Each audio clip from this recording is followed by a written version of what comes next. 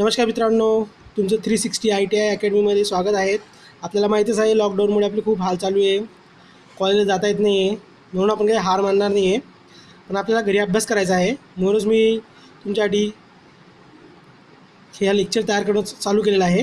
तर आजचा आपला टॉपिक आहे पूर्वांकलन आणि लागत. इलेक्ट्रिशियनसाठी हा सेकंड इयरचा मॅथ्सचा टॉपिक आहे. कसला मॅथ्सचा टॉपिक?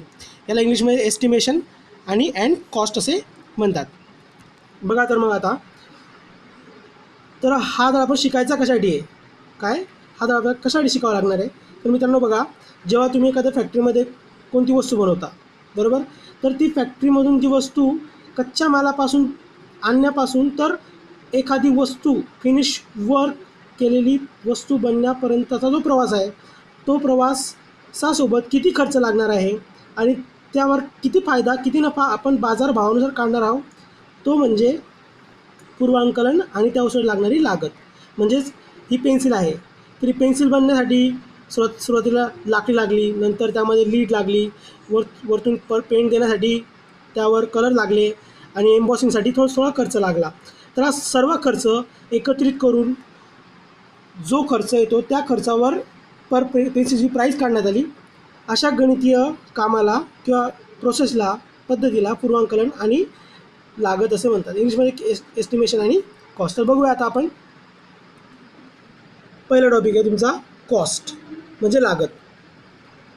कोणतीही वस्तू बनवण्याकरिता लागणारे साहित्य, कच्चा माल व त्या मागील प्रक्रिया म्हणजे लागत होय. बघा मित्रांनो, ही याची व्याख्या होती. लागत म्हणजे ही त्याची व्याख्या होती. आता पुढचा टॉपिक घ्या. आता आपल्याला माहितीच आहे, वस्तू बनवायची म्हणजे मटेरियल लागणारच.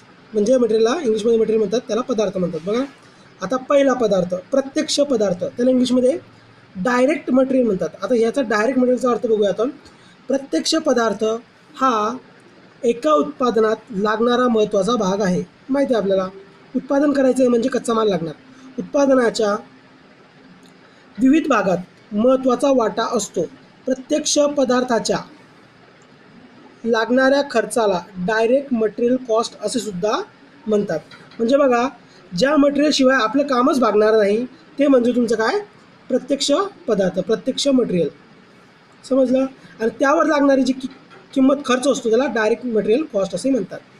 पुढचा अप्रत्यक्ष पदार्थ, त्याला इंग्लिशमध्ये इनडायरेक्ट मटेरियल कॉस्ट असं म्हणतात. एका उत्पादनात विभिन्न भागात हा उपयोगात होत नाहीत. म्हणजे जसं एखादी प्रोसेससाठी हा उपयोगात होत नाही, म्हणजेच नाही केलं तरी चालतं, दुसऱ्या प्रोसेसमध्ये तो कंप्लीट होतो. पण उत्पादन करते वेळी ते खर्च होतात, म्हणून हे पदार्थ अप्रत्यक्ष पदार्थ असतात. यावर लागणाऱ्या खर्चाला अप्रत्यक्ष लागत म्हणजे इनडायरेक्ट मटेरियल कॉस्ट असं सुद्धा म्हणतात. पुढचं टॉपिक.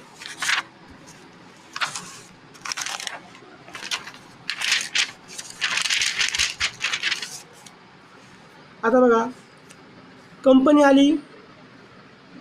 आली म्हणजे कामगार आले.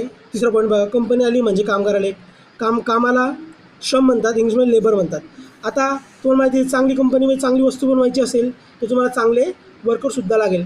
आणि चांगल्या वर्करला पगारसुद्धा द्यावा लागतो आणि त्यावर खर्चसुद्धा करावा लागतो. तर पहिलं आहे प्रत्यक्ष श्रम. काय प्रत्यक्ष श्रम? कोणत्याही वस्तूला बनवण्यासाठी त्यावर श्रम करावं लागतं, त्याला डायरेक्ट लेबर म्हणतात, इंग्लिशमध्ये डायरेक्ट लेबर. उत्पादनात मुख्य भूमिका बजावणारे कामगार म्हणजेच प्रत्यक्ष श्रम होय. उदाहरणार्थ मशीन शॉप कामगार, टर्निंग शॉप कामगार इत्यादी. या कामगारांना देण्यात येणाऱ्या पगाराला प्रत्यक्ष श्रम लागत म्हणजेच डायरेक्ट लेबर कॉस्टसुद्धा म्हणतात. बघा आता डायरेक्ट लेबर आणि डायरेक्ट लेबर कॉस्ट. आता बघा, एखाद्या शॉपमध्ये जर का मशीन शॉप कामगार नसला तर ती शॉप चालणार आहे का? टर्नर करणारा जर का नसला टर्निंग शॉपमध्ये तर चालणार आहे का? नाही, त्यांना हे लागणारच आहे, ही माणसं आपल्याला लागणारच आहे. म्हणजे काय झालं, हे आपल्याला डायरेक्ट लेबर कॉस्ट ही पेच करावी लागणार आहे मालकाला. नंतर पुढचा पॉईंट आहे बी पॉईंट, म्हणजेच काय आहे, अप्रत्यक्ष श्रम इनडायरेक्ट लेबर. मुख्य उत्पादनात जे कामगार मुख्य भूमिका बजावत नसतील अशा कामगारांना अप्रत्यक्ष श्रम असे म्हणतात आणि यांना दिल्या जाणाऱ्या पगाराला इनडायरेक्ट लेबर कॉस्ट अप्रत्यक्ष श्रम लागत असे म्हणतात. उदाहरणार्थ गेटवरचा सेक्युरिटी, आता सिक्युरिटी आतमधल्या वस्तू बनवण्यामध्ये, मशीन शॉपमध्ये, टर्निंग जॉबमध्ये, वेल्डिंग जॉबमध्ये काम करतो का? नाही. तो प्रत्यक्ष काम करत नाही, तो अप्रत्यक्ष काम करतो. तो काय काम करतो? कंपनीच्या गेटवर थांबतो आणि कंपनीच्या मालमत्तेची फक्त रखवाली करतो. म्हणजे एका झालं एक प्रकारचं अप्रत्यक्ष श्रम. म्हणजे प्रोसेस, टेक्निकल प्रोसेसमध्ये त्याचा काही हात नाही एक प्रकारे. म्हणजे हा इनडायरेक्ट लेबर कॉस्टमध्ये आला. बरोबर. चला पुढचा पॉईंट.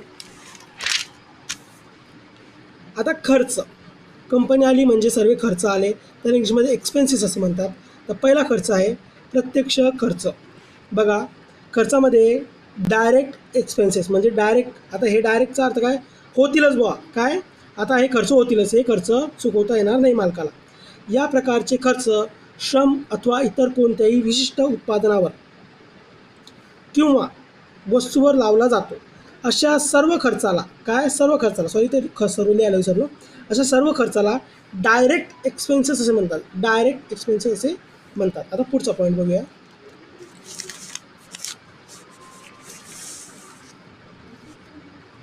बी पॉईंट, अप्रत्यक्ष खर्च, इनडायरेक्ट एक्सपेन्सेस. हे इनडायरेक्ट नाही आहेत, हे कधीतरी होणार आहेत, म्हणजे होतील पण थोडा वेळावेळाने.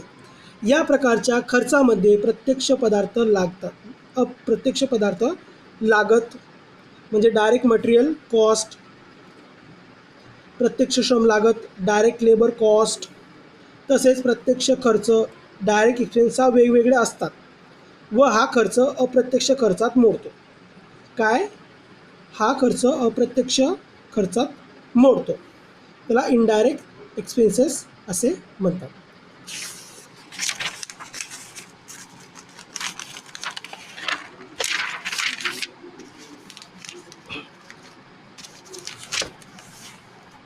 आता बघा, हा खूप महत्त्वाचा पॉईंट आहे. पाचवा पॉईंट आहे पूर्वांकलन म्हणजे एस्टिमेशन. आता तुम्ही म्हणणार हे हा शब्द समजला आणि एस्टिमेशन तुम्ही म्हणणार सर सॉरी पूर्वांकलन किंवा एस्टिमेशन या दोघींपैकी एकाचा अर्थ नसेल समजला तर मी समजवतो. पूर्वांकलन म्हणजे भविष्यरूपी बघणे की ही पेन्सिल बनवायच्या आधी या पेन्सिलवर किती खर्च येईल, अंदाजे किती खर्च येईल, म्हणजेच तुमचं पूर्वांकलन. इंग्लिशमध्ये त्याला एस्टिमेशन म्हणतात. म्हणजे भविष्यवाणी करणे, एखादी वस्तू कितीमध्ये बनून तयार होईल म्हणजेच भविष्यवाणी करणे, त्याला म्हणतात एस्टिमेशन. किती खर्च लागेल, काय लागेल, किती रंगाचे डबे लागतील, किती खिळे लागतील, किती ड्रिल लागेल, किती रेजिस्टर लागतील, किती वायर लागेल, किती MCB लागेल, हे म्हणजे तुमच्या पूर्वांकलन. कोणतेही उत्पादन करतेवेळी लागणारा खर्च व त्यापासून होणारा फायदा म्हणजेच पूर्वांकलन होय. बरोबर. हे जर का करता आलं तर आपल्याला वाचवता येईल आणि वाचलं म्हणजे आपल्याला काहीतरी खर्च वाचवता आला म्हणजे आपल्याला काहीतरी नक्की फायदा होईल. आता बघा, 6वा पॉईंट आहे लागत निर्धारण. आता कॉस्ट डिटर्मिनेशन. आता हा पॉईंट काय सांगतो की तुमची वस्तू आता बनवून तयार झाली, आता या वस्तूची किंमत कशी ठरवणार म्हणजे तुमचं कॉस्ट डिटर्मिनेशन. लागत निर्धारण त्याला म्हणतात. कोणत्याही प्रकारच्या वस्तू उत्पादनासाठी लागणाऱ्या खर्चाची आखणी तसेच वस्तूची किंमत काढण्याच्या पद्धतीला काय म्हणतात? लागत निर्धारण असे म्हणतात. समजलं. पुढचा 7 नंबरचा पॉईंट, एकूण वित्तीय लागत. आता सर्व खर्च, यामध्ये सर्व खर्च आहेत, कंपनीचे सर्व खर्च A to Z खर्च म्हणजे टोटल वित्तीय लागत. किती पैसे लागले, समजा तुम्ही एका दिवसामध्ये एवढं प्रोडक्शन काढलं, 1000 प्रोडक्शन काढलं, तर 1000 प्रोडक्शनमागे काय लागलं तुमचं? त्यामागच्या वर्करचा पगार, त्यामागे लागणाऱ्या वस्तू, छोट्या मोठ्या सर्व प्रोसेस लागणारी वस्तू, इवन तुमचा बाहेर बसलेला जो सिक्युरिटी आहे त्या सिक्युरिटीचा पगारसुद्धा तुम्ही त्यामध्ये धरता की आजचा सिक्युरिटीचा पगार किती होता, 200 रुपये होता का 400 रुपयाचा, जो पण तो रेटने ठरवलेला असेल. तर सर्व खर्च जो कंपनी करते. एकूण वित्तीय लागत टोटल कॅपिटल इन्व्हेस्टमेंट म्हणजे दर महिन्याला, दर 2 वर्षाला किती इन्व्हेस्टमेंट करते कंपनी, त्याला टोटल कॅपिटल इन्व्हेस्टमेंट. हे दिवसाची सुद्धा होऊ शकते, ही महिन्याची सुद्धा होऊ शकते, ही वर्षाची सुद्धा असू शकते इन्व्हेस्टमेंट. बरोबर. विविध उपकरणासाठी नियंत्रण सिस्टीम, कामगार मूल्य, पदार्थ मूल्य, इमारत तसेच इतर खर्चाचे एकत्रीकरण म्हणजेच एकूण वित्तीय लागत होय. काय? ही सर्व एकूण वित्तीय लागत आहे. पुढचा पॉईंट 8 नंबरचा पॉईंट आहे एकूण वार्षिक लागत. आता हे वर्षासाठी बघा, त्यामधलाच प्रकार आहे एकूण वार्षिक लागत, टोटल ॲन्युअल कॉस्ट. ॲन्युअल म्हणजे वार्षिक, कॉस्ट म्हणजे किंमत. त्याला TAC म्हणतात. काय? Short form TAC. याचा फॉर्म्युला आपल्याला पुढे बघूया आपण. बघा, यामध्ये डायरेक्ट कॉस्ट म्हणजे DC प्रत्यक्ष लागत, इनडायरेक्ट कॉस्ट म्हणजे IC अप्रत्यक्ष लागत, रिकव्हरी कॉस्ट म्हणजे लागत एक प्रकारची, त्याला RC म्हणतात. आता बघा, लागत निर्धारणसाठीचे सूत्र. काय? लागत निर्धारणसाठीचे सूत्र, फॉर्म्युली रिलेटेड टू कॉस्ट डिटर्मिनेशन. त्यातला पहिला फॉर्म्युला आता भविष्यमान म्हणजे फ्युचर व्हॅल्यू, याला FV ने दर्शवतात. हे बघा इथे F capital F, V capital V, FV. आता बघा FV बरोबर हा डॉलरचं चिन्ह आहे. आपण इथे रुपयात सुद्धा बघू शकतो. हा फॉर्म्युला आहे, म्हणजे ज्या अमेरिकेसारख्या देशामध्ये जो पण असेल, आता हा अमेरिकन सिम्बॉल दर्शवलेला आहे. आपण इथे रुपयाचा सुद्धा सिम्बॉल बघू शकतो. काय? रुपयाचा सुद्धा सिम्बॉल बघू, पण आपण ठीक आहे लिहिलेला आहे म्हणून चला ठीक आहे, रुपयाचा सुद्धा. आणि एकाने गुणलेलं आहे त्याला, एका डॉलरची किंमत. आपल्याकडे रुपयाची किंमत 1 रुपया आहे, ठीक आहे, 1 रुपयाची किंमत गुणिला 1 अधिक आयचं कंस पूर्ण आणि त्याचा N फॅक्टोरियल म्हणजे किती. आता बघा, आय म्हणजे काय? व्याजदर. काय? इथे व्याजदर आहे, इंटरेस्ट रेट इंग्लिशमध्ये म्हणतात त्याला. N म्हणजे व्याजाचा कालावधी, हा वर्षामध्ये. N ची किंमत म्हणजे तुम्ही इथं वर्ष घेऊ शकता, किती वर्षासाठी घेतला बघ, त्याला म्हणतात व्याजाचा कालावधी. आता B वर्तमान किंमत. काय? वर्तमान किंमत. आता त्या वस्तूची म्हणा, त्या प्रोसेसला आताच्या घडीला काय किंमत चालू आहे मार्केटमध्ये म्हणा, आपल्या शॉपमध्येच म्हणा, काय किंमत चालू आहे, त्याला इंग्लिशमध्ये प्रेझेंट व्हॅल्यू म्हणतात. इंग्लिशमध्ये त्याला शॉर्ट फॉर्ममध्ये PV म्हणतात. बघा, PV काढायचा फॉर्म्युला काय? PV बरोबर डॉलर गुणिला 1 भागिला 1 अधिक I bracket complete raise to N. बघा, वरच्याच फॉर्म्युल्यानुसार खाली दिलेलं आहे, काहीच करायची गरज नाही आहे. C पॉईंट व्याजदर, इंटरेस्ट रेट.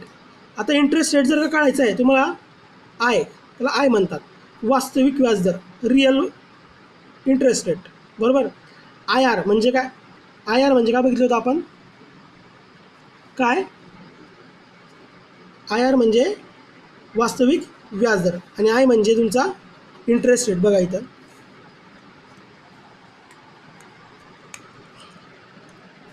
आय म्हणजे का तुमचा, गेला आयने दर्शवतात, त्याच्याने सॉरी लिहायला विसरलो तुम्ही, आयने दर्शवतात.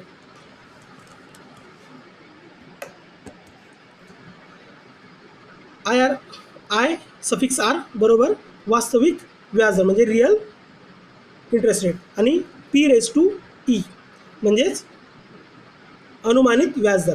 एवढं लागेल भाऊ व्याज, त्याला एक्सपेक्टेड रेट असं म्हणतात. एक्सपेक्टेड रेट इंग्लिशमध्ये. पुढचा पॉईंट बघूया.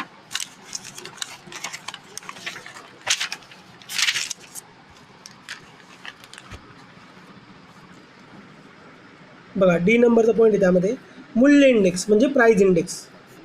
किती प्राईज असेल आता याची, म्हणजे एक प्रकारचा हप्ता. काय?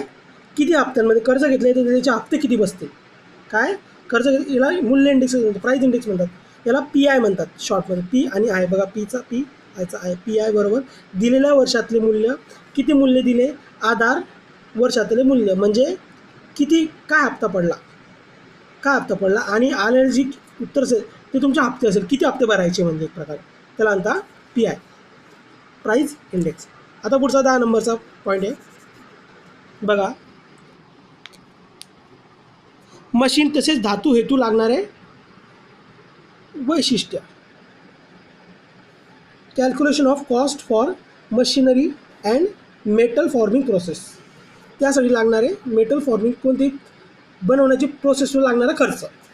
आता पहिला पॉईंट आहे प्राथमिक लागत, याला प्रायमरी कॉस्ट असं म्हणतात. तर बघा, PC बरोबर DMC. काय?